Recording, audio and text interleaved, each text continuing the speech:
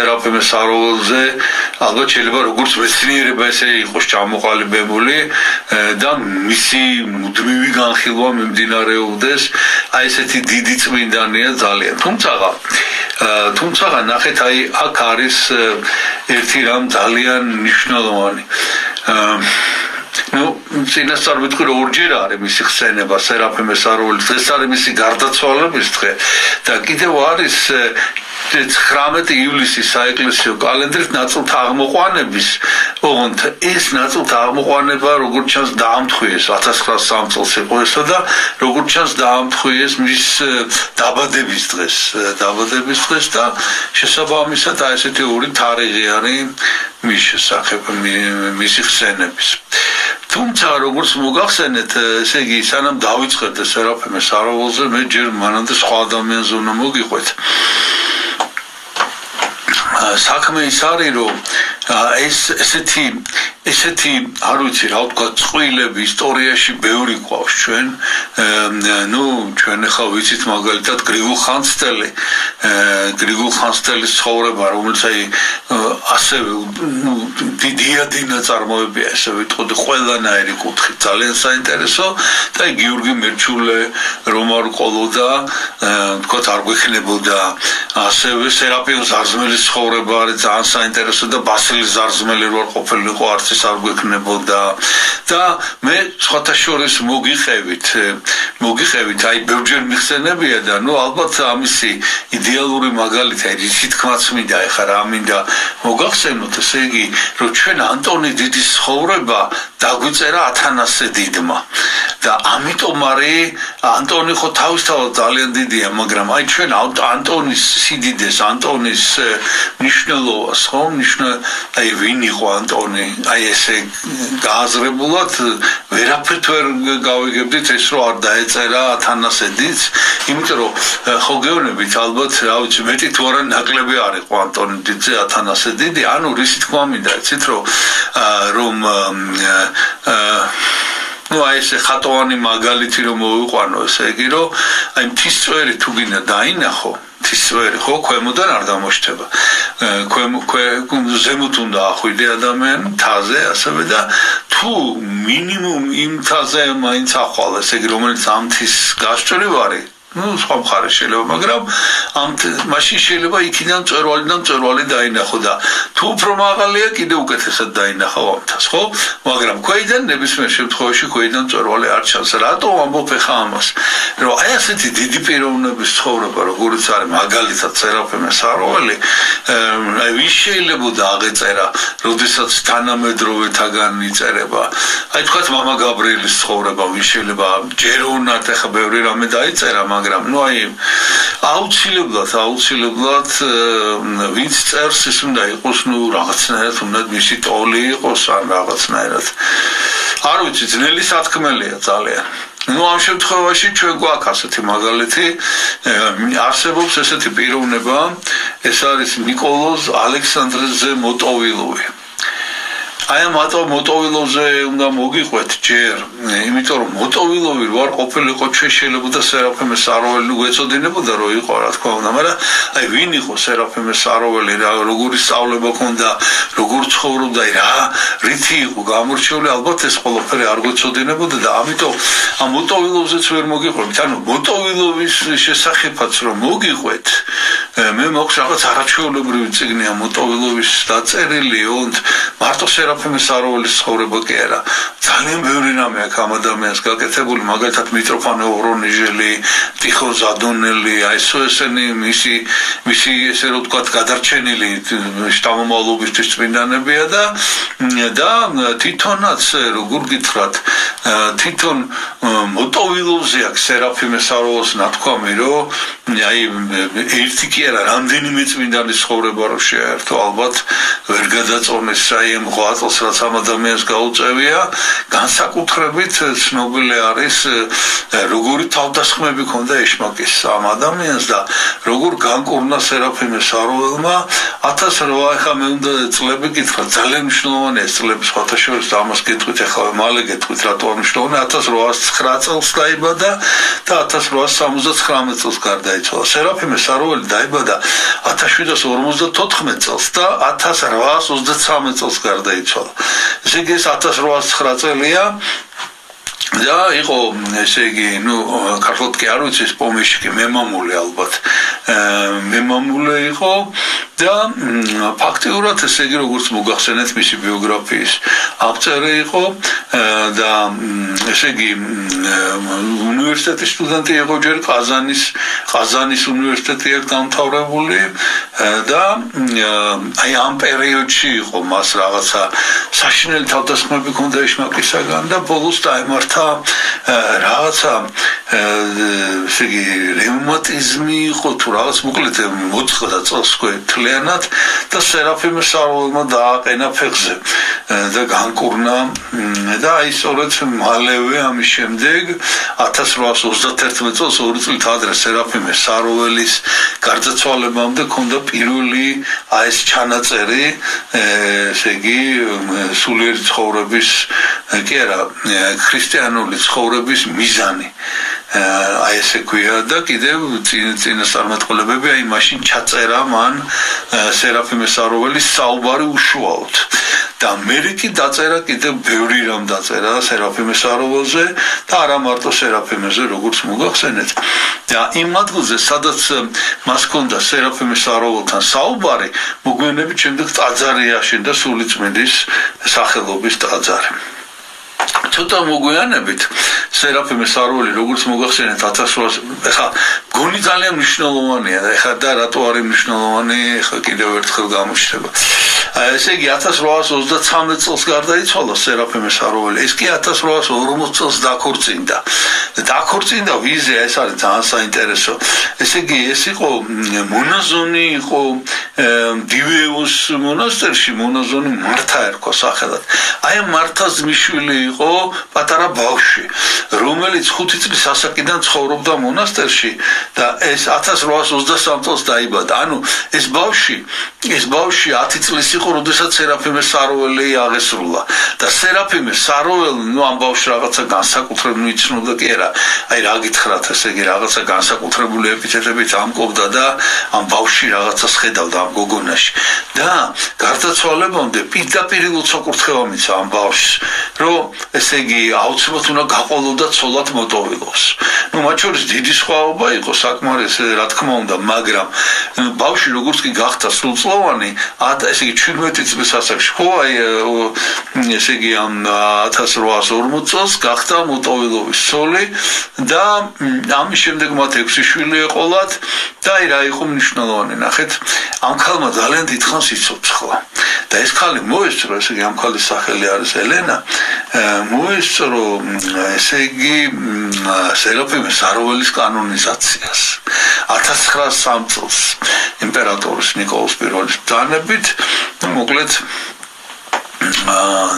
გაიხსნა საფლავი ამოასვენეს ესე იგი მისი სხეულიდან და ნუ წარმოიდგინეთ ახლა დიდი ამბები იყო აი ეს 1903 წელს შეირაცხა წმინდანად და აი ეს ციგნი რომელიც მოტოვილმა დაწერა მეუღლესთან ენახებოდა ამ ელენასთან და ამ ელენამ ესე იგი ეკლესიას ეს ციგნი გადასცა და გარდა ამისა 1910 წელს როდესაც მოხდა კანონიზაცია ეს იყო ცოცხალი მოსწრე ის იცნობდა სერაფიმე საროველს და უამრავი რამე მოყვა ნუ შემდეგ ესე იგი კიდევ ძიმე ბედი ეწვია ესე იგი ამ მოტოვილოვის და ნუ სერაფიმე საროველისაც მაგრამ სერაფიმე საროველი უკაცრავად ეს ნიკოლოზ მოტოვილოვი რო გარდაიცვალა მან დაიბარა ანდერძად რომ ის ციმბირში ცხოვრობდა ეს ციმბირელი მემამულე იყო და დაიბარა ანდერძად რომ გადმოესვენებინა დივეევოში და დივეევოში დაასაფლავეს ის იმ ტაძართან ზუსტად იმ ტაძართან რომელიც აი საუბრის ადგილზე რო აშენდა გეზოში და და შემდეგ უკვე მოგვიანებით ესე იგი ეს ტაძარი დაანგრიეს კომუნისტებმა და 1970 წელს და არა ტაძარი ადრე დაანგრიეს მოასფალტეს იქაურობა და დაიკარგა ეს საფლავი ერთადერთი რაც ამ საფლავს მეანიშნებდა ეს იყო არყისხე ამოვიდა იმ ადგილზე არყისხე იყო და ნუ ეს ძველი არყისხე იყო და ეს ცნობილი იყო რომ მოტოვილოვის საფლავზეა მე სერაფიმ საროოზე ვერ გადავედი მაგრამ ნუ აი და მე უკვე როდესაც სერაფიმ საროველის მეორე მოპოვება მოხდა სხეულის 1991 წელს მაშინ აი სწორედ გაითხარა ეს ასფალტიც გაითხარა ეს არის პატრიარქი ალექსი მეორის დრო და გაითხარა ეს საფლავი და სხვათა შორის აღმოაჩინეს საფლავები მოტოვილოვის საფლავიც აღმოაჩინეს და ესე იგი ახლა მოტოვილოვის საფლავი მოკლედ არსებობს და გადავიდეთ ახლა წმინდა სერაფიმე საროველზე რომელიც აი როგორც გითხარით მოტოვილოვის წყალობით მოკლედ როგორც მოგახსენეთ დიდი პიროვნება იყო ძალიან ეს მოტოვილოვი და ნუ რა ვიცი მოკლედ მე ძალიან დიდი დრო და შრომა უნდა ამ ყველაფრის გამოძიებას და გამოკვლევას და წიგნები არსებობს რა თქმა უნდა თქვენ შეგიძლიათ დამოკიდებულადაც გააკეთოთ ეს ნუ სერაფიმე საროველზეც რა თქმა უნდა ძალიან მოკლედ მოგიყვებით იმიტომ რომ უამრავი არის დაწერილი ძალიან ადვილად ხელმისაწვდომია მასალა სერაფიმე საროველის შესახებ და მაგრამ მაინც ახლა დღეს მისი გარდაცვალების დღეა და მიუხედავად ამისა ერთი წმინდა ნაწილი გვაქვს და მეორეც ერთი მაინც ძალიან მნიშვნელოვანია გავყვეთ ამ ხალხს და რატო არის აი მე ვეცდები რომ გითხრათ ყველაფერს ვერ მოგიყვებით მის შესახებ რა თქმა უნდა მაგრამ რატო არის ასეთი დიდი და ასეთი მნიშვნელოვანი სერაფიმე საროველი თუნდაც მაგალითად ქართველებისთვის გონი ტაძარი არ არის საქართველოში რომ მისი ხატი არ ეკიდოს სერაფიმე საროველის და გონი ყველა მიცის მისი სახელი გონი არ ვიცი ნუ მისი სახელი იყო პროხორე მამას ერქვა ისიდორე პროხორე ისიდორეზე მუშნინი იყო გვარად დაიბადა როგორც მოგახსენეთ 1754 წელს 19 ივლისს და იყო უმცროსი ვაჟი ნუ ისიდორე ძალიან მორწმუნე ადამიანი იყო და ნუ კურსკში ქალაქ კურსკში დაიბადა კურსკში ცხოვრობდნენ ესენი და კურსკში დაიწყო ტაძრის მშენებლობა რომელიც ვეღარ დაასრულა იმიტომ რომ ადრე გარდაეცვალა სერაფიმე საროველის მამა და ტაძრის მშენებლობა გააგრძელა აგათია დედამისმა და მოკლედ ესეთი რამ პირველი რაც ცნობილია ესეთი აი განსაკუთრებით ბავშვი იყო თქვა ხო და პირველი რაც მოხდა რომ ვებერთალა სამრეკლო ჰქონდა დიდი ძალიან მაღალი სამრეკლო და მოკლედ სერაფიმე ეს პროხორე ჯერ კიდე პროხორეა მოკლედ მე პროხორეთი მოვიხსენებ ჯერჯერობით პროხორე გადმოვარდა სამრეკლოდან ნუ გადმოვარდა ნუ ცოცხალი აღარ უნდა იყოს ეს ბავშვი გულგახეთქილი ეს ქალი ჩავარდა და აუჩნდა რომ არაფერი გადარჩა სრულებით გადარჩა, მაგრამ მიუხედავად ამისა, რაღაც ცოტა ხანი გავიდა და ბავშვს დაემართა რაღაც ავადმყოფობა ავადგახდა და ისე ავადგახდა, რომ ესე იგი უკვე ფაქტიურად სიკვდილის პირას არის ბავშვი. და აი ესე იგი სარცნობილად 6 გამოცხადება ჰქონდა ღვთისმშობლის სერაფიმე საროველს, გარდა იმისა, რომ კიდე სხვა გამოცხადებები ჰქონდა მუდმივად. მაგრამ აი ესე პირდაპირ ჩვენებით გამოეცხადა ბავშვს ყოვლადწმინდა ღვთისმშობელი და შეახო ხელი და უთხრა რომ მე მალე კიდევ მოვალ შენთან და სრულებით განკურნავ და მართლაც ისე მოხდა რომ ესე იგი ამ ჯვარხატებით მსვლელობა იყო და ისე მოხდა რომ ამ ჯვარხატებმა გაიარეს მათ ეზოზე პირდაპირ და დედამ ეს ბავშვი ხელში აიყვანა გამოიყვანა და ღვთისმშობლის ხატს შეახო და ნუ მალე ესე იგი დაიწყო უკვე ძალიან სწრაფი გამომჯამრთელება და ნუ გამოვიდა მდგომარეობიდან. ნუ გადაწყვიტა სერაფიმე საროველმა ამის შემდეგ, ანუ პროხორემ, რომ მთლიანად ღმერთისთვის მიეძღვნა საკუთარი თავი, მეტი არაფერი არ აინტერესებდა, ძალიან ნიჭიერი იყო, ძალიან მალე ისწავლა წერა-კითხვა და ეკლესიაში იყო სულ და თავის თანატოლებს ეს არის ცნობილი, რომ უკითხავდა საღვთო წერილს, უკითხავდა სახარებას, უკითხავდა წმინდათა ცხოვრებას და თვითონაც რა თქმა უნდა, ბევრს ლოცულობდა ძალიან და მოკლედ მისი ინტერესი მთლიანად ეს იყო და საბოლოო ჯამში მან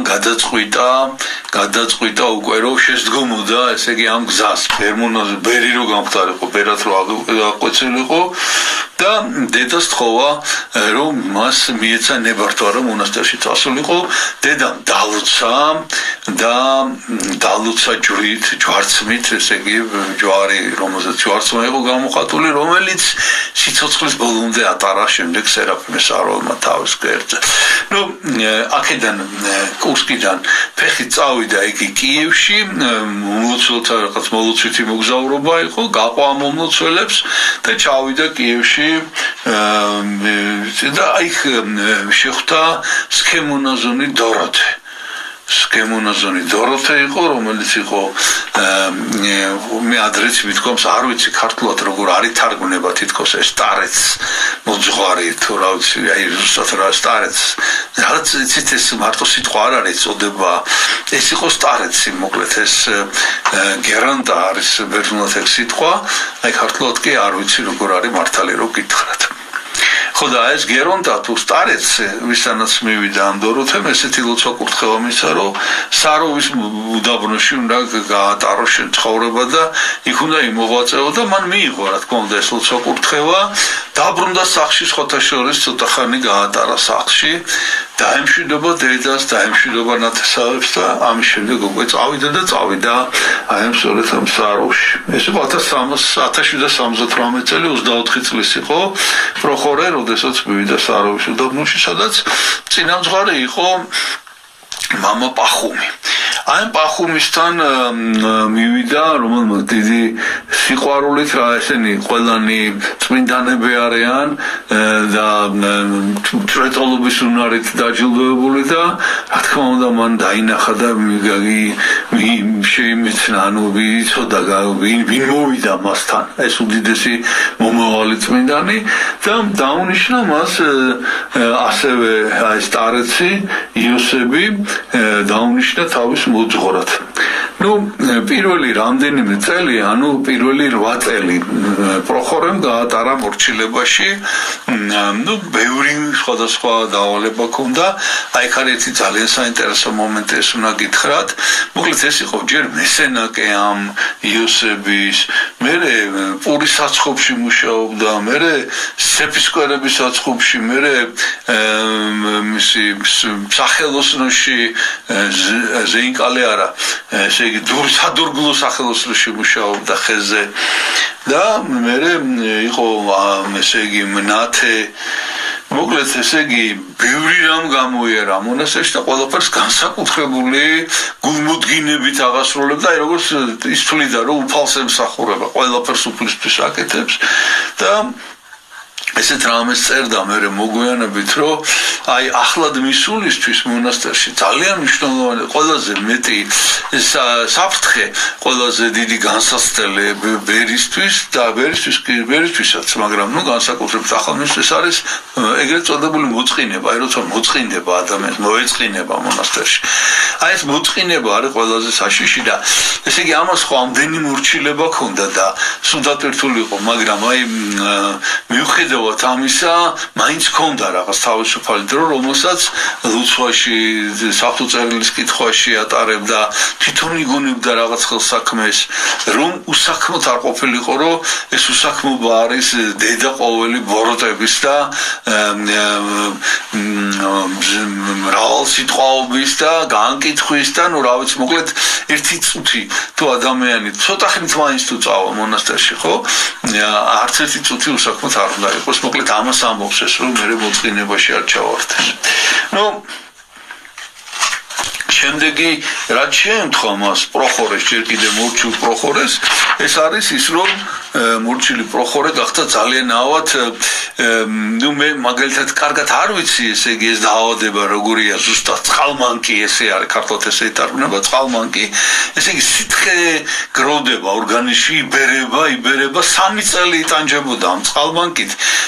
და ბოლოს ჩავარდნილი იყო აბსოლუტურად ჩავარდნილი იყო და ეს იოსები თავისი მოძღვარი პროხორე მონასტრის წინამძღვარი და სხვა მოძღვრები, სხვა სტარცები, ესე რომ ვთქვათ, ამას უვლიდნენ თვითონ თავისი ხელით და ბოლოს უკვე იქამდე მივიდა საქმე, რომ ფაქტობრივად გადადებული იყო რა ეს და ესე იგი ამათმა გადაწყვიტეს ბოლოს ხა მონასტერია მაინც ძალიან მკაცრად ცხოვრობენ, მაგრამ მიუხედავად ამისა გადაწყვიტეს რომ ექიმი მოუყვანონ და პროხორემ თქვა რომ მეო ესე იგი თხოვა პირდაპირ თხოვა პროხორე ესე იგი მე მხედველობაში მაქვს სერაფიმის აროველი პროხორემ თხოვა რომ წინამძღვარზე თავის მოძღვარს რომ ეცითო მეო ჩემი თავი უფალს მეუძღვენ და ჩავაბარე უფალსო და თუ შეიძლება მეო ესე იგი სხვა ექიმს ნუ მომიყვანთო მე ჩემი ექიმი მყავს და თუ უნდა განკურნავსო რა და ამის შემდეგ იყო უკვე მეორე გამოცხადება ყოვლადწმინდა ღვთისმშობელი მოვიდა მასთან მოციქულებთან ერთად ეს იყო პეტრე მოციქული და ეს იყო იოანე ღვთისმეტყველი მათი თანხლებით მოვიდა მასთან პირდაპირ ხილვა ჰქონდა ძილში თითქოს მაგრამ მოვიდა და უთხრა ესეთი გამოცხადება ჰქონდა რომ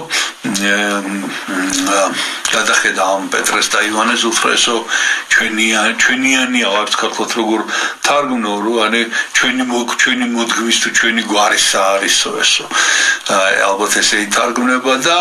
ამის შემდეგ კვერთხი შეახო ყოვლადწმინდა ღვთისმშობელმა სხეულს და სხეულში გაჩნდა რაღაცა სადენი თუ ღარი თუ რაღაც მოკლედ ნახრეთი კი არა რაღაცა გასკდა რაღაცა და გადმოვიდა მთელი წყალი გადმოვიდა და დაიცალა ამ წყალბანკისგან და ძალიან მალე ამის შემდეგ სერაფიმეს აროველი გამოჯამთელდა და ამის შემდეგ ესე იგი ამ ადგილზე სადაც ესე იგი ეს მოხდა ეს გამოცხადება აშენდა ამან მიიღო თვითონ ეს ხო სადურგლუში მუშაობდა ანუ კარგად ეხახებოდა ეს საქმე და დიდი მონაწილეობა მიიღო და საკურთხეველი ესე იგი ტრაპეზი ამ თვითონ თავის ხელით გააკეთა პატარა ტაძარი აშენდა სამკურნალო ტაძარი მოკლედ და ეს სერაფიმის აროველი მერე სულ აქ დადიოდა ამ ტაძარში და აქ ეზიარებოდა ხოლმე როგორც მოგახსენეთ 8 წელი გაატარა მორჩილებაში და ამის შემდეგ ესე იგი აღიკვეცა ეწოდა სერაფიმე და ესე ამბობენ მისი ცხოვრების ავტორები რომ ძალიან შეესაბამებოდა ეს სახელი მას სერაფიმე იმიტომ რომ სერაფიმები და ქერუბინები და სერაფიმე ესე იმიტომ ქვია ხო მთავარ ანგელოზები არიან ეს არიან ცეცხლოვანი ანგელოზები რომლებიც უფლის ტახტს უჭირავთ და მასთან დაფრინავენ და 6-წიანი და 12-წიანი ანგელოზები არიან და ესეთი ცეცხლოვანება ქონდა მას ესეთი ადამიანი იყო რაღაცა ცეცხლოვანი და ამიტომ ამართლებდა თავის სახელს და ამის შემდეგ წელს 1787 წელს იეროდიაკონი გახდა და წირვის დროს ქონდა კიდევ ერთი გამოცხადება ამჯერად ესე იგი ეს იყო ლიტურგიის დროს წირვის დროს როგორც მოგახსენეთ არის ესეთი ადგილი თუ მიაღწევთ ალბათ ყურადღებას უფალო აცხოვნე კეთილმსახურნი და ისმინე ჩვენი და შემდეგ როდესაც ამბობენ და მარადის და უკუნთიუკუნისამდე ამ დროს გამოჩნდა სინათლის სხივი ოღონდ ვერ ხედავდა ვერავინ ამან დაინახა სინათლის სხივი და დასავლეთის კარებიდან საკურთხევლისკენ წამოვიდა ჰაერში მოდიოდა პირდაპირ უფალი ჩვენი იესო ქრისტე რომელიც რომ მივიდა ამბიონთან შემოbrunდა გადასახა ყველა ჯვარი და შევიდა კანკელის ხატრში ასეთი რამე დაინახა გაშეშდა ეს სერაფიმე ხოდა ეს ხალხი ხედავს რომ ეს დიეგორი მსახურობს უცებ გათა დიდი იყო ძალიან თანით ხოდა გაშეშდა და მოკლედ ორმა კაცმა აქეთიკიდან შეიყვანა საკურთხეველში რომ ნახეს რომ ვეღარ მსახურობს რომ მიხთენეთ მამები იყვნენ და შეიყვანა საკურთხეველში და 3 საათი იდგა წილვა დამთავრდა ყველაფერი 3 საათი იდგა გაუმძრებლად ამ საკურთხეველში და ამის შემდეგ უკვე კიდევ უფრო მეტად გააძლიერა თავისი ლოცვა და მოკლედ ესე იგი რას აკეთებდა იცით დღისით ხო ჩაუხრელად შრომობდა და ღამე გადიოდა და ესე იგი ღამე ტყეში ქონდა სენაკი რაღაც სენაკი იყო და აი ამ სენაკში ტყეში ლოცულობდა მთელი ღამე მოკლედ ატარებდა ლოცვაში 1793 წელია 39 წლის არის და აკურთხეს უკვე მღვდლად და ამის შემდეგ ესე იგი გარდაიცვალა ეს პახუმი მონასტრის წინამძღვარებისთანაც ეს პირველად მოვიდა და ამის შემდეგ გახდა წინამძღვარი ისაია პირველი ისაია ამ მონასტრის წინამძღვარი და პახუმისგან ქონდა მას პახუმისგან ლოცვა კურთხევა მაგრამ რა თქმა უნდა ახალი წინამძღვრისგან აიღო ლოცვა კურთხევა და უკვე აი გადადირგვა იწყება შემდეგი ეტაპი მის ცხოვრებაში კი დადიოდა ტყეში საოცრად მაგრამ ეხლა რომ საერთოდ გადასულიყო საცხოვრებლად ტყეში ესე იგი ეს ადგილი არის რამდენიმე კილომეტრი მონასტრიდან რამდენიმე კილომეტრის მანძილზე და დაიწყო იქ ცხოვრება და მარტო შაბათ-კვირას ჩამოდიოდა მონასტერში მწუხრის ლოცვისთვის ჩამოვიდოდა შაბათს დარჩებოდა ეზიარებოდა და შემდეგ კვირას წირვის მერე ბრუნდებოდა ისევ თავის სენაკში და აქ განმარტოებაში მან დიდი დრო გაატარა ძალიან ესე იგი თვითონ მაქსიმალურად ცდილობდა რომ არ დაჭირებოდა საჭმლის მოტანა თვითონ თავისი ფუტკარი ყავდა იქა თავისი მეურნეობა ჰქონდა და მოკლედ ესე იგი ესე სიმარტოვეში ცხოვრობდა და დროდადრო მას აკითხავდნენ ხოლმე იქ ასევე განდეგილები მონასტრის წევრები რა თქმა უნდა ეს იყო მარკოზი დუმარე ესე ერქვა და ასევე იეროდიაკონი ალექსანდრე რომლებიც რომ მიდიოდნენ ხშირად ხედავდნენ რომ გაშეშებულია სერაფიმე დგას ლოცულობს და ხშირად არაწყვეტილებდა ხოლმე ამ ლოცვას და ბრუნდებოდა უკან ეხლა მე უნდა ის ჩავხედო აი მარიამ სხალა ეს არის აეგოპოდიუმ პოდაგრარია რუსულად არის სნიც ეს არის ბალახი გაჩვენებთ ესე იგი ეს არის ესეთი ყველგან იზრდება სხვათა შორის აი ნახეთ ეს არის ჩვენთანაც იზრდება და ეს ითვლება რომ არის რაღაც საშინელი სარეველა მცენარე ანუ როგორია იცით ჰერიდან მოდის ამისი თესლი და ვინც მებაღეობას მისდევს მოკლედ თulis რომ ამაზე საშინელი მცენარე არ არსებობს იმიტომ რომ აი ყველგან მზესად არც არის პირდაპირ ზემოქმედება ახლა წავიკითხე სპეციალურად მომემზადე ამისთვის იქ არ არის არამედ ჩრდილში ტენიან ადგილზე და მოკლედ ამისი მოსპობა და განადგურება არის აი ლამის წარმოუდგენელი მოკლედ რას არ იგონებენ და ვერ ახერხებენ მებაღეები რა მაგრამ ეს ყოფილა რაღაცა განსაკუთრებულად მნიშვნელოვანი სამკურნალო მცენარე ძალიან ესე იგი სხვადასხვანაირად იყენებენ ეს პადაგრარია შემთხვევით არ ქვია პადაგრასაც კი შველის ესე იგი თავის ტკივილს რაღაც აი 1000 ჩამონათვალე მოკლედ თქვენ შეგიძლიათ ნახოთ ეს ყველაფერი ინტერნეტში და რატო გიყვებით ამას ეს პადაგრარია ანუ ეს ესე იგი ეს მარიამ სხალა იზრდებოდა აქაც სადაც ეს ცხოვრობდა ტყეში და ესე იგი რაღაცა ბოლოს უკვე მარტო ამ მცენარით იკვებებოდა ანუ როცა ის გაიზრდებოდა ზაფხულის პერიოდში გაზაფხულზე განსაკუთრებით კრიფავენ და ახმოვენ და როცა ნედლი იყო ჭამდა ნედლს და თუ არა და ახმოვდა და ამას ინახავდა და ძირითადად მისი საკვები იყო ეს და სხვათა შორის აქ მინდა ხაზი გაუსვა რომ ეს ხშირად არის ხოლმე წმინდა მამების ცხოვრებაში რომ ძორები ქვიათ რომლებიც მარტო ბალახებით იკვებებიან და დღეს იონე ნათლისმცემელი ვახსენეთ იმიტომ რომ ნათლისღების დღესასწაულია და ესე იგი აი ნათლისმცემელიც ესე იყო ესე იგი ველურ თაფს და კალს ჭამდაო მარტო კალი ეს არის ბალახი სპეციალური ბალახია და მოკლედ აი ეს საკვები პროდუქტი ეს ბალახები რომელთაც მამები იკვებებოდნენ როგორც ჩანს ძალიან საინტერესო საკვები პროდუქტია მე არ ვიცოდი სხვათა შორის ამ არიამს ხალაზე და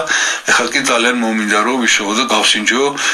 მისი ნაყენი არის სამკურნალო მოკლედ ეხლა გავუწიე ამას ესე იგი მაგრამ ნუ ეს ერაფემე საროველი ამით იკვებებოდა ნუ გავაგზავნოთ ჩვენ ეხლა ჩვენი საუბარი მოკლედ და ხშირად დაიწყეს უფრო და უფრო დაიწყეს ერის ადამიანებმა მიაგნეს მოკლედ და დაიწყეს მასთან სიარული და ბოლოს უკვე შეუძლებელი იყო ესე იგი ესე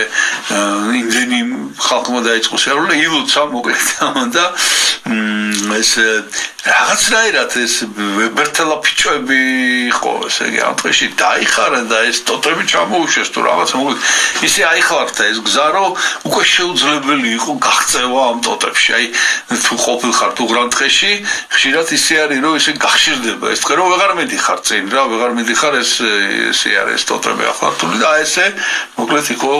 დაფარული ნუ ეშმაკმა გადაწყვიტა რომ რადგან ასეთნაირად ახლა ვერაფერი ვეღარ მოსკნა ფიზიკურად ახლა უკვე დაიწყო გონებრივი ბრძოლები გონებაში და ესე იგი სულ რაღაცა აწუხებდა და ამან გადაწყვიტა რომ სერაფიმე საროველი რითი შეებრძოლა ამ გონებრივ სულიერ ბრძოლას შეებრძოლა იმითი რომ რაღაცა დიდი კომუნა სადღაც მოიტანა სენაკში და ესე იგი დღისით ამ ქვაზე იდგა სენაკში და თავის სენაკში ლოცულობდა ამ ქვაზე ანუ ფაქტობრივად მან ესე იგი ყველა 8 წელი გაიმეორა რასაც წმინდა მამები აკეთებდნენ თავის დროზე ახლა მე დეტალურად აღარ მოგიხსენებთ როგორ მარხულობდა მაგალითად რო აი თქვა დღეში ერთხელ ღებულობდა იმ თავის ბალახს თუ რაღაც საკვებს და ასე შემდეგ და ღამე გადიოდა სენაკიდან და იყო რაღაცა დიდი ვებერთელა ქვაიდო სადღაცა იმ ქვაზე ახოხდებოდა ხოლმე და იქ იდგა ამ ქვაზე. ანუ მესვეტეობა დაიწყო. აი როგორც ვიმეორე მესვეტე იდგა ესე და ხელაპრობით სხვათა შორის იდგა და ლოცულობდა და მე რომ გათენდებოდა ხოლმე ჩამოვიდოდა ამ ქვიდან, მე შევიდოდა სენაკში და ამ ქვაზე დადგებოდა რომელიც სენაკში ქონდა და დრო ჩამოდიოდა რაღაცა ცოტა დაესვენა, ცოტა რო ეჭამა თქვა. მაგრამ ძირითადად ასე გაატარა 1000 დღე ღამე. ანუ 3 წელი გაატარა ასეთნაირ 8 წელში. ნუ ეშმაკმა ეხლა ახალი რაღაცა მოიგონა, სხვათა შორის ეხლა მე თქვენ გიყვებით და მინდა გითხრათ, რომ ანტონი დიდის ცხოვრებას ძალიან გაავსეს ყველაფერი, უკვე აი, როდესაც სხვა ვერაფერი მოიფიქრა ეშმაკმა, რომ ანტონი უკვე გადაცდა რაღაცა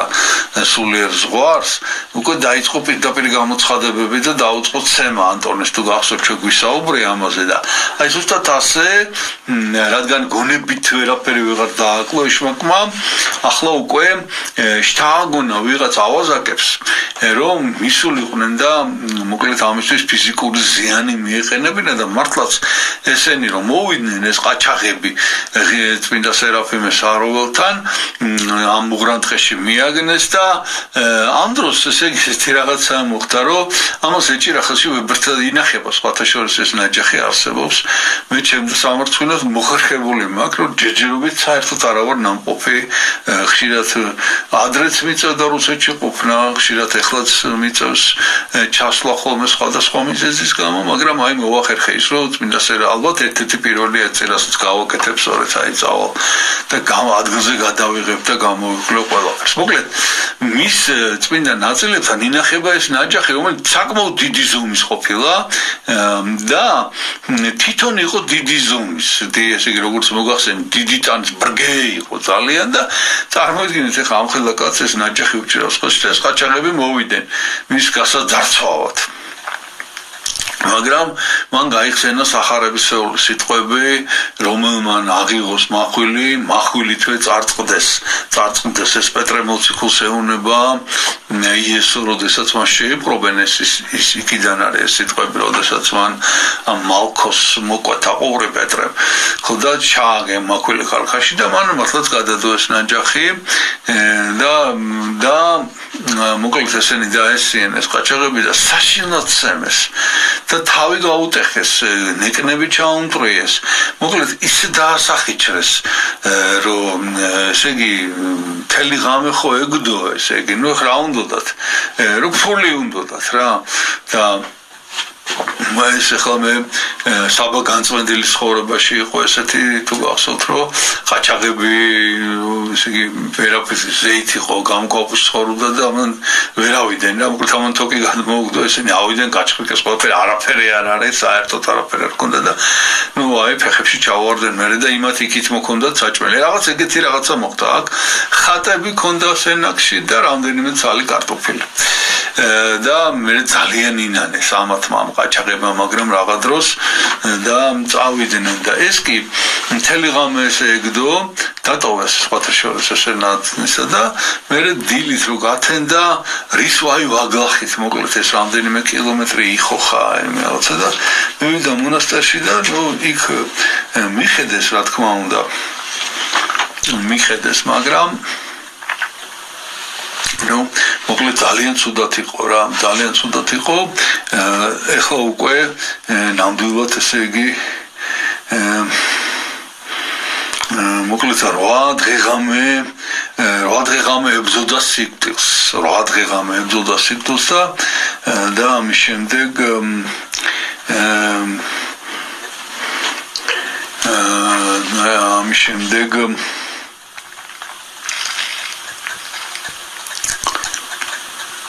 ექიმი მოიყვანეს მაინც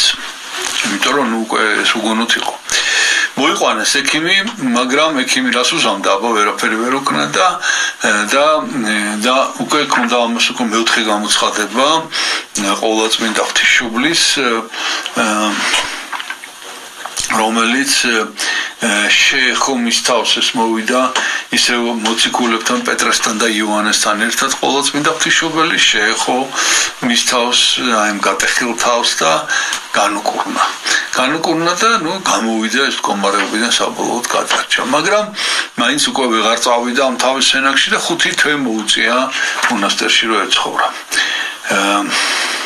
რაც შეეხება ამ ყაჩაღებს შეიპყრეს ეს ყაჩაღები მერე მაგრამ სერაფიმე სარაველმა ითხოვა რომ ესენი არ დაესაჯათ ამის შემდეგ ისაია გარდაიცვალა მონასტრის წინამძღვარი რომელიც მაგის მისი სერაფიმე სარაველის ყრმობის მეგობარი იყო ის რომ მოვიდა მონასტერში 24 წლის იყო როგორც მოგახსენეთ და იქიდან ისაიაც იქ იყო და აი ამ პერიოდიდან მეგობრობდნენ ესენი და ამან ძალიან იმოქმედა სერაფიმე სარაველზე და საბოლოოდ გადაწყვიტა რომ საერთოდ გადასახლებულიყო აი ამ თავის სენაკში სადაც ცემეს მოკლედ და აი ამ ცემის შედეგად კი განიკურნა მაგრამ დარჩა წელში მუხრილი ბოლომდე გავერწორდებოდა წელში და ჯოხს ეყრდნობოდა და ესე დადიოდა ეს გამოსახულება არსებობს მერე გაჩვენებთ ამ გამოსახულებას სხვათა შორის მისი ცოცხლში გადაღებული ფოტო არა ცოტა გვიან შემოვიდა ფოტოგრაფია მაგრამ ყოველთვის ზეთის საღებავებით შესრულებული პორტრეტი არსებობს აი ამ პერიოდის და ამას გაჩვენებთ ცოტა მოგვიანებით მოკლედ წავიდა ესე იგი ეს მონასტერში ახალი წინამძღვრისგან აიღო ლოცვა კურთხევა და ესე იგი იმდენად იყო გამარტოებული რომ დღეში შემთხვევით თუ ადამიანს დაინახავდა და ესე იგი მუხლებზე იჩოქებდა მე ან როგორც მეტანიას ესე თავს მიწაზედებდა ხელებით იფარავდა თავს და სანამ ეს კაცი არ წავიდოდა ვინ შეხვდებოდა ხმას არ იღებდა რა საერთოდ და ამ პერიოდზე მე მოგვიანებით წერდა აი ეს ძალიან ცნობილი სიტყვები არის სერაფიმე სარაველის ეს არის რომ მოიპოვე სული მშვიდობისა და შენს გამშემო ათასები ცხონდებიან აი ძალიან ცნობილი გამონათქვამია მოიპოვე სული მშვიდობისა და შენს გარშემო ათასები ცხონდებიან ნუ ამის შემდეგ უკვე ახალმა წინამძღვარმა ნიფონტი ერქვა სახელად ნიფონტი მოკლედ სერაფიმე სარაველს შეუთვალა აღარ ჩამოდიოდა მოკლედ საერთოდ მონასტერში აღარ გადავიდა სულ და შეუთვალა რომ ეს არ შეიძლება უნდა ჩამოხვიდა ხოლმე ან ჩამოდი ხოლმე მონასტერში ან საერთოდ გადმოდი მონასტერში საცხოვრებლად და სხვათა შორის სერაფიმემ ეს მეორე აირჩია იცით რატო იმიტომ რომ უკვე ისეთი დაუძლურებული იყო რომ აი რამდენიმე კილომეტრის ყოფილაში ორჯერ გასვლა გამოვლა ესე იგი ძალიან უჭირდა და ამიტომ გადმოვიდა მონასტერში მაგრამ ესე იგი გადაწყვიტა რომ სრულ იმაში ყოფილიყო სრული განდეგილი ყოფილიყო ანუ ოთახიდან საერთოდ აღარ გამოდიოდა ჩაკეტილი ჰქონდა ეს კარები და თავის ოთახში სენაკში იყო გამოკეტილი ამის შემდეგ ჰქონდა კიდევ ერთი გამოცხადება ყოვლადწმინდა ღვთისმშობლის ეს მეხუთე გამოცხადება იყო და ყოვლადწმინდა ღვთისმშობელი გამოეცხადა და უკვე ამის მერე უთხრა რომ უნდა გახსნას კარი და უკვე უნდა ყველა ადამიანი მიიღოს ვინც მასთან მივა როდა მიანიჭეს მოკლედ სერაფიმე სარაველს ყოვლადწმინდა ღვთისმშობელმა და უფალმა მიანიჭეს ეს მჭვეტელობითი უნარი ანუ ციტრაზეა ლაპარაკი რომ მასთან რომ მოდის ადამიანი ის ხედავს ამ ადამიანს იცის მისი ყველა პრობლემა უკვე და არ ჭირდება მოყოლა ამბის და პირდაპირ ეუბნება ესე იგი პასუხს რომ ეს ალბათ ეხმარება იმითი რომ აი ბევრი ადამიანი მიიღოს დალოცოს და ეს არის ცნობილი სიტყვები რომელიც შემდეგ სერაფიმე სარაველის ხვებს ეუბნებოდა და ყოვლადწმინდა ღვთისმშობელმა უთხრა მაშინ სიხარულო ჩემო ქართულად ესე ითარგმნება და საგანძურო ჩემო რუსულად არის რადას მაია და ყველა შემდეგ ყველა მოსულ ადამიანს სერაფიმე სარაველი ესე რადას მაია ესე ხდებოდა ყველას ანუ სიხარულო ქართულად ახლა მენდამეც არ ხმარობთ ხოლმე ასეთ გამოთქმებს მაგრამ ჩემო თვითფასო ჩემო საყვარელო ალბათ ესე ქართულად ესეა მაგრამ სიხარული არის სიტყვა სიხარული და მოკლედ დრო მაინც მიდიოდა ხოლმე სენაკში აი თავის სენაკში ტყეში ლოცულობდა და მოდიოდა და რომ მოდიოდა ხოლმე მოქონდა ტომრით ქვები წამოიღებდა ხოლმე და რა თქინდაო რომ ეკითხებოდნენ ეს ქვები და მე უნდა დავღალო ისინი ვინ ჩემ დაღლას აპირებენო თუ ტანჯო ისინი ვის მე ტანჯავენო აი ახლობით ესე ამის შემდეგ კიდევ ერთი რამ არის ცნობილი ნუ არა ხო გეუბნით ახლა მე ძალიან შემოკლებლად გიყვებით ამას ბერმა კითხა ერთმა ბერმა ეს ამშოვანე რომ რატო ეხლა ვიშეკითხებათ ან სერაფიმე სარაველს წარმოედგინეთ რატო აღარ არისო ჩვენ დროში დიდი მამები რატო აღარ არიანო და იმ 8 წელს რატო ვეღარ ასრულებენ რასაც დიდი მამები თავის დროზე ხან რა თქმა უნდა ხედელობაში ანტონი მაკარი პახუმიდი ნუ აი ეს ხა რაღაც ჩამოთვალოთ მოკლედ აი ესეთი რატო ესეთი 8 წელი აღარ არის ჩვენ დროშიო და ესეთი რამე უპასუხა სერაფიმე სარაველმა რომ იმიტომ რომ არა გვაქვს ჩვენ გადაწყვეტილება მიღებული გადაწყვეტილება უნდა ამას ანუ რომ ესეთი 8 წელი გასწიოს ადამიანმა იმიტომ რომ ყოფილიყო ესე იგი ასეთი გადაწყვეტილება აუცილებლად იქნებოდა და ვისაც აქ ეს გადაწყვეტილება უბრალოდ არის იმიტომ რომ რასეუნება ნახეთ რომ მადლი იგივეა რაც ადრე იყო და საერთოდ ესეთი სიტყვები არის ეს არის ებრაელთა მიმართ ეპისტოლე მე-13 თავის მერვე მუხლი არის რომ იესო ქრისტე გუშინ დღეს და უკუნისამდე იგივე ანუ ყველაფერი ისევისეა აი მადლიც ისევისეა თავარი გადაწყვეტილებაა და თავარი რომ დაიჯერო და გააკეთო შემდეგ ეს ნუ ბოლო უკვე ეს უკვე უახლოვდებით უკვე მის აღსასრულს 1833 წელს გარდაიცვალა 1 იანვარს მივიდა უკვე კიდევ ერთხელ ტაძარში და ეზიარა უკვე უკანასკნელად და ბოლო სიტყვები ანდერძი დაუბარა საძმოს რომ უნდა ცხონდეთ ანუ რუსულად არის პასაცა ანუ გადარჩეთ ქართულად გვაქვს ეს სიტყვა როგორც ცხონება და ესე იგი და ხიზლად იყავით და გახსოვდეთ რომ ეს რამესეუნება გახსოვდეთ რომ დღეს აქ ჩვენი ყოფნის დროს იქ ჩვენთვის გვირგვინების ამზადება და ეს მის გვირგვინები დღეს მზადდება და ჩვენ ამას თუ აი დავიცვენთ ბოლომდე მივიღებთ ამ გვირგვინებს. ნუ ბოლოს უკვე მე 2 იანვარი დადგა დღევანდელი დღე და მისი მესენაკე იყო პავლე,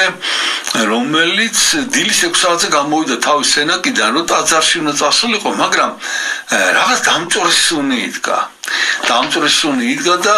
განსაკუთრებით ეს და ყვამლი მოდიოდა სერაფიმე საროველის სენაკიდან და გაახსენდა ესეთი მისი წინასწარმეტყველება, რომ ნუ საერთოდ ბევრი სანთელი ხაჩოცა გვინდია ეს სანთლები წირვაზე და ხშირად ვანთებთ ამ სანთლებს. ხო და სულ საშიშია ხა ხის არის ყველაფერი, ხო და ამიტომ ძალიან ვერიდებით რა. ხო და ამან ესე თქვა წინა სერაფიმე, რომ სანამ მე ცოცხალი ვარ, ჩემს სენაკში ხანძარი არ ექნება და რო გარდავიცვლები ამას ხანძრით შეიტყობთ ამასო და მართლაც ეს ყვამლი და რაღაცა შევიდა და რას ხედავს ესე იგი რომ უკიდია წიგნებს, უკიდია რაღაც ნივთებს ცეცხლი ღვივის უბრალოდ და ყვამს გამოსცემს და სერაფიმე საროველა ეს ხელაპყრობით ესე ჯეროს ხელში გოთა ეს ხელაპყრობით დგას ხატებზეც არის სხვათა შორის გამოხატული დგას და ხატის წინ დგას და უკვე გარდაცვლილი მოკლედ უხლებს აი ესე გარდაიცვალა ნუ როგორც მოგახსენეთ 1903 წელს მოხდა ესე იგი მისი დაბადების დღეზე 19 ივლისს მისი წმინდანად შერაცხვა და ამავე წელს საროვის საონეში მისი სახელობის ტაძარი აშენდა და 1920 წელს რევოლუციის შემდეგ მეცხრე ყრილობა თუ რაღაცა იყო მოკლედ მეცხრე ყრილობა იმისი რა ქვია ქალაქ ტემნიკოვის მეცხრე ყრილობაზე გადაწყდა რომ სერაფიმე საროველი უნდა გაახსნას აპლავიდან ნუ მოკლედ ამოიღონ თუ რა ვიცი რა ქნეს და ცოტა ხანი კიდე იყო იმ მონასტერში გაახსნეს და მერე ამ კომუნისტებმა მოკლედ გაანადგურეს ყველაფერი მოსწეს და ნუ კვალი აღარ უნდა დარჩენილიყო და ნუ დაიკარგა რა ამ სერაფიმე საროველის წმინდა ნაწილი მაგრამ როგორც ჩანს ვთქვათ არ დაიკარგა იმიტომ რომ 1991 წელს მიაკოლიეს მოკლედ ეს ინახებოდა რელიგიის ისტორიის მუზეუმში სანქტ-პეტერბურგში მაშინ ლენინგრადი ერქვა და აქ არის ყაზანის ღვთისმშობლის ტაძარი. აი ამ ყაზანის ღვთისმშობლის ტაძარში იყო ეს მუზეუმი და აქ აღმოაჩინეს სერაფიმე საროველის წმინდა ნაწილები და შემდეგ გადაასვენეს საროვის მონასტერში, უბრალოდ დივეუში საროვი როგორც ამბობენ სამხედრო ქალაქია და მოკლედ კარგად არ ვიცი ქაურობა და როდესაც მე მოახერხე აუცილებლად მე მოგიყვებით და ამითი ახლა ჩვენ გადავიდეთ შემდეგ წმინდანზე ოღონდ ჯერ უნდა გაჩვენოთ ფოტოები ნუ ეს არის მოტოვილოვი ჯერ პირველ რიგში მოტოვილოვს გაჩვენებთ როგორია ესეთია მოტოვილოვი აი ეს არის მოგვიანებით მე მისი სურათი ნუ სერაფიმე საროველის ახლა წარმოიდგინეთ რამდენი ხატი და რამდენი გამოსახულება არსებობს, მაგრამ ერთი არის ჩემი აზრით ყველაზე საინტერესო ეს არის აი ეს პორტრეტი რაც მოგახსენეთ. ესე წელში მოხრილი რო დადიოდა, ამას გადიდებას გაჩვენებთ კიდე აი კვერთხი უჭირავს ხელში. აი ეს არის მისი სიცოცხლეში 1828 წელს 5 წლით ადრე გარდაცვალებამდე მისი ფერწერული პორტრეტი აი გადიდებული კიდე და აი ესეთი იყო სერაფიმე საროველი პორტრეტი მისი ესეთი. ეს არის მისი ხატი, ყველაზე ცნობილი და გავრცელებული ხატი.